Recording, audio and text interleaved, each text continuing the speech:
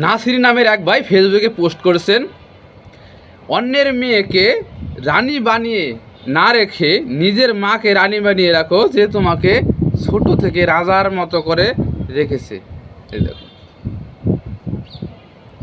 আমি সেই ভাইকে বলতে চাই, তোমার মাকে রানী বানিয়ে রাখার দায়িত্বটা কি তোমার না তোমার বাপের? তোমার বাপ কি ঘোড়ার ঘাস কাটে?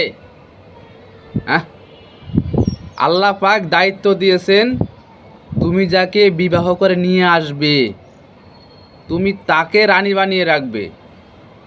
আর তোমার মাকে রানী বানিয়ে দায়িত্ব তোমার বাবাকে দিয়েছে অনেক আগে, তোমার জন্মেরও আগে।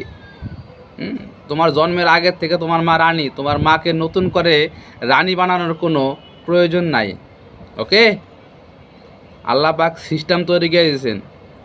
যদি সন্তানকে রানী বানানোর দায়িত্ব দিত, অনেক মায়ের তো সন্তানই নাই, তার কী অবস্থাটা হইতো? তাই বেশি আবেগ উতলায় পড়ো না। আল্লাহ পাক যে সিস্টেম তৈরি করেছে সেই সিস্টেম মতো চলো।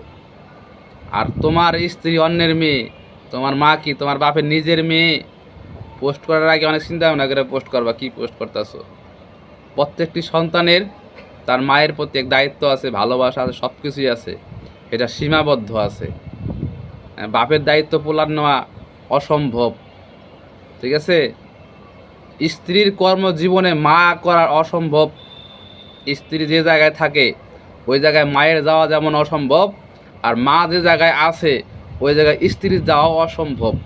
এটা দিন আর রাতের মতো পার্থক্য।